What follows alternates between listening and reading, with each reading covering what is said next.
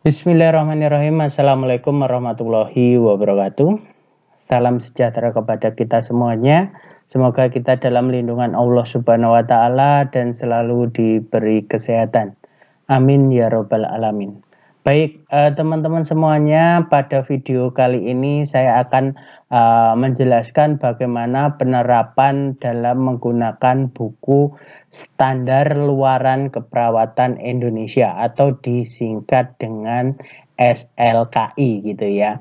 Nah, bukunya bisa dilihat teman-teman pada gambar ini ya. Bukunya berwarna hijau ya, dikombinasi dengan warna putih ya.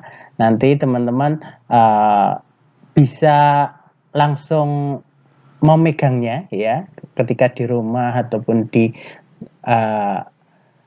tempat lain gitu ya. Ketika saya jelaskan, monggo untuk bisa langsung dipegang bukunya, kemudian nanti sambil kita jelaskan, sambil teman-teman semuanya bisa mempraktekannya. Langsung saja ya teman-teman. Nah, buku yang tadi saya jelaskan ya, SLKI ini ya, tujuannya untuk memfokuskan dalam menentukan luaran teman-teman semuanya. Nanti akan saya ajarkan bagaimana cara melihatnya. Nah, ini ada kesinambungan dengan video sebelumnya ya. Nanti diagnosanya pun akan saya sesuaikan dengan diagnosa yang sudah saya buat ya, berdasarkan 3 diagnosa. Ya, diagnosa yang pertama yaitu bersihan jalan napas tidak efektif ya, berhubungan dengan sekret yang tertahan gitu ya. Dibuktikan dengan batuk tidak efektif, tidak mampu batuk, sekutu berlebih, dan ronki gitu ya. Nah, di sini teman-teman, ada tujuan dan kriteria hasil. Nah, ini luaran yang kita inginkan ya. Nanti caranya seperti apa, nanti saya ajarkan satu persatu ya. Nah, di situ ada tulisan setelah dilakukan tindakan keperawatan 1 kali 24 jam. Nah, kalau waktunya ini monggo disesuaikan oleh teman-teman sesuai dengan kebutuhan. Misalnya 2 kali 24 jam atau 3 kali 24 jam ya, diperbolehkan ya. Diharapkan bersihan jalan napas meningkat ya. Nanti meningkatnya dari mana? Nanti kita fokus pada buku di sini ya, ekspektasi ya, meningkatnya ini ya dengan kriteria hasil ya, kriteria hasil dengan kode L01001 gitu ya. Ini kodenya ya. Cara melihatnya seperti apa ya? Kita buka dulu daftar tautan SDKI, SLKI ya. Kita buka dulu daftar tautannya ya. Kemudian kita cari bersihan jalan napas tidak efektif. Ya, di sini ada bersihan jalan napas tidak efektif. Nah, ini ada di nomor 4 ya, bersihan jalan napas tidak efektif ya, dengan halaman 154 ya. Kita buka halaman 154 ya. Di sini ada bersihan jalan napas tidak efektif ya. Sudah ketemu di halaman 154. Nah, di sini kita boleh menentukan ya, berdasarkan keluhan ya, yaitu ada luaran utama dan luaran tambahan. Monggo bisa dipilih sesuai dengan kasus yang ada. Apakah masih tetap bersihan jalan napas misalnya, apakah ada pertukaran gas, atau adanya tingkat infeksi ya, tentunya kita sesuaikan dengan kasus yang ada. Ya, kita ambil di sini sebagai contoh yaitu bersihan jalan napas ya. Setelah kita tentukan bersihan jalan napas ya, kita buka di daftar luaran keperawatan. Ya. kita cari dengan kata-kata bersihan jalan napas ya. Di sini daftar luaran ya, kita cari bersihan jalan napas ya. Itu ada di poin 1, 2, 3, 4, 5, poin 5 ya, di halaman 18. Nah, kita buka di halaman 18 ya, ketemu bersihan jalan napas dengan kode L01001 ya di sini. Ya. Kata-kata meningkat di sini yang saya merahin ya, yaitu ekspektasi yang kita inginkan, yaitu meningkat. Ya. Nah, di situ ada kategori ya, atau boleh ditulis kriteria hasil ya.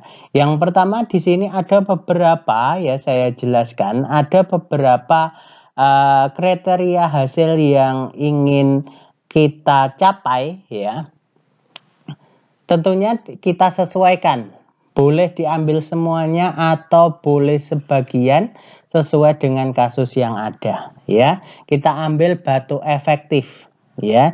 Di sini ada awalan 1, akhiran 4 ya. 1 ini didapatkan dari mana? Karena memang pasiennya itu batuk efektifnya itu terganggu ya. Dia bahkan tadi di kasusnya tidak mampu untuk mengeluarkan sekret gitu ya. Nah, kemudian seputum berlebih berarti kita poinkan yaitu 1 ya. Kemudian akhirannya kita harapkan dalam 1 kali 24 jam dia mencapai 4 ya, yaitu cukup meningkat. Nah, kemudian di situ ada produksi seputum menurun, ya menurun. Nah, yang awalannya 1 ya, karena memang produksinya seputumnya berlebih ya, kita harapannya ya 3 ya, karena ketika seputum ini tidak mungkin dalam 1 kali 24 jam dia akan menurun atau meningkat secara maksimal gitu ya. Sehingga kita juga bisa memutuskan untuk berapa poin ini disesuaikan dengan kasus. Kemudian ronki ya, suara ronki hilang ya. Yang tadi ada suara ronki 4, kemudian harapan kita yaitu E2, harapan kita 4 gitu ya. Adanya dipsnyu gitu ya. Yang awalnya 2, harapan kita 4, kemudian ada ortopnyu ya, yang tadinya 2 menjadi 4. Nah, sini ada keterangan-keterangan 14, 13 ini keterangannya di sini. 1 menurun ya. Kemudian 2 cukup menurun ya, 3 sedang, 4 cukup meningkat, 5 meningkat. Nah, di sini cara ambilan luaran ya yang ingin kita harapkan gitu ya. Ini contoh yang pertama. Contoh yang kedua yaitu dengan diagnosa resiko defisit nutrisi dibuktikan dengan ketidakmampuan mengabsorpsi nutrien ya. Setelah dilakukan tindakan keperawatan ya 1 kali 24 jam, kita mentargetkan 24 jam, diharapkan fungsi gastrointestinal membaik ya, sesuai dengan ekspektasinya dengan kriteria hasil ya, dengan kode L03019 ya. Kriteria hasilnya yaitu ada peningkatan nafsu makan ya. Caranya sama ya, kita buka dulu daftar tautan SDKI dan SLKI gitu ya. Kemudian kita cari resiko defisit nutrisi ya. Di sini ada di resiko defisit nutrisi ada di halaman 179 ya. Setelah 179 kita buka halaman 179, ketemu resiko defisit nutrisi. Nah, di sini ya yang akan kita ambil apakah status nutrisinya ya. Apakah berat badannya, apakah eliminasi vokalnya ya, apakah fungsi gastrointestinalnya ya, dan selanjutnya. Ya, di sini lebih fokus ke fungsi gastrointestinal. Karena apa? Karena adanya ketidakmampuan dalam mengabsorpsi nutrien. Ya, tidak harus di luaran utama. Ya, kita ambil di fungsi gastrointestinal. Ya, di luaran tambahan poin 3. Nah, setelah kita menentukan kita buka daftar luaran keperawatan. Ya, daftar luaran keperawatan kita cari fungsi gastrointestinal. Ya, di sini ada poinnya ya. Di halaman 25. Kemudian kita buka bukunya di halaman 25. Kita temukan fungsi gastrointestinal. Ya, dengan kode 03019 dengan ekspektasi membaik. Ya, di sini ada kriteria hasil ya, bisa kita pilah-pilah berdasarkan keluhannya ya, yaitu kita kriteria hasilnya yaitu nafsu makan ya, ada peningkatan nafsu makan ya, dari awalnya 1 ya menjadi 2 ya. Kenapa kita pilih 1 ya?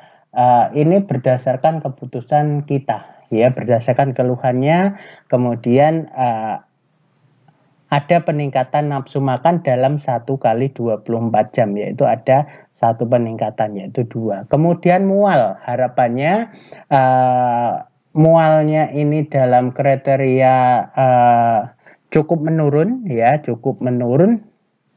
Kemudian harapannya kita dalam kriteria sedang. Kemudian tidak ada muntah ya, yang harapannya awalnya 1 menurun ya, kita berharap cukup menurun atau masih 2 dalam 1 kali 24 jam ya. Kemudian adanya regurgitasi ya, atau keinginan rasa seperti mau muntah setelah makan gitu ya. Nah, itu harapannya yang awalnya 1 menjadi 4. Kemudian jumlah residu cairan lambung saat aspirasi ya, itu awalnya 1 menjadi 3 gitu ya harapannya. Nah, cara membukanya tadi sudah saya jelaskan, yaitu kita buka daftar tautan dulu, SDKI Siki ya, kita cari resiko defisit nutrisi, kemudian kita buka resiko defisit nutrisi di halaman 179, kemudian ketemu ya, kita putuskan untuk memilih fungsi gastrointestinal, kita buka daftar luaran, kita pilih fungsi gastrointestinal, yaitu ada di halaman 25, kemudian kita buka dan kita tulis di sini ya, caranya seperti itu. Itu contoh yang kedua. Ini contoh yang ketiga, yaitu ketidakpatuhan dibuktikan dengan menolak mengikuti program, perilaku tidak mengikuti program perawatan atau pengobatan, perilaku tidak menjalani program, dengan kode D0114 ya, dengan tujuan dan kriteria hasil, yaitu setelah dilakukan tindakan keperawatan 1 kali 24 jam diharapkan tingkat kepatuhan meningkat. Dengan kriteria hasil ya, kriteria hasilnya nanti kita jelaskan ketika sudah membuka tata cara di sini ya. Caranya sama. Kita buka dulu daftar tautan SDKI, SLKI ya. Kita pilih ketidakpatuhan ya. Ketidakpatuhan itu ada di halaman ketidakpatuhan ini ya. Nomor 2 dari bawah yaitu halaman 170 ya. Kita buka 170 ya. Kita cari ketidakpatuhan, kemudian di sini kita pilih apakah memang yang terganggu tingkat kepatuhannya ataukah dukungan keluarganya atau kontrol gejalanya atau yang lainnya ya. Di sini kita putuskan bahwa tingkat kepatuhannya karena memang dia tidak patuh gitu ya, karena dia tidak patuh dalam mengkonsumsi obat sehingga memang kita putuskan tingkat kepatuhannya. Nah, ketika sudah kita putuskan tingkat kepatuhan, kita buka daftar luaran keperawatan ya. Di bawah ini kita pilih sesuai dengan yang dipilih kita tadi di halaman 170, yaitu kita cari tingkat kepatuhan ya. Tingkat kepatuhan ya, di sini kita cari ya tingkat kepatuhan ya. Kita cari ada di halaman nah ini 142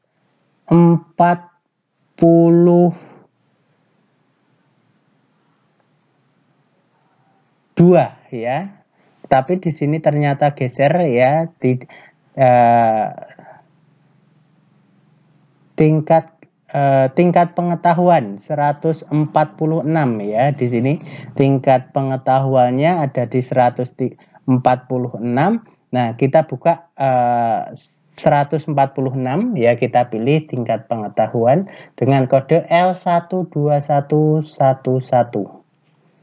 Ya, ini tadi mohon maaf bukan geser tetapi kita pilihnya tadi salah, yaitu tingkat pengetahuan halaman 146 ya. Kita buka 146, kita pilih ya, kita pilih berdasarkan kriteria hasil, yaitu adanya verbalisasi kemauan mematuhi program pengobatan ya, yang awalnya 2 menjadi 4, kemudian adanya verbalisasi mengikuti anjuran ya, yang tadinya 2 menjadi 4, kemudian ada perilaku mengikuti program pengobatan ya, yang tadinya 2 menjadi 5, dan perilaku menjalankan anjuran. Nah, ini bisa didapatkan di sini di gambar nomor 4 ini teman-teman semuanya ya. Ini yang di kotak ini salinan dari ini, tetapi tidak perlu diambil semuanya, kita sesuaikan saja. Nah, untuk keterangannya ya 1 sampai 5 ini ada keterangannya ya, seperti yang sudah saya jelaskan tadi.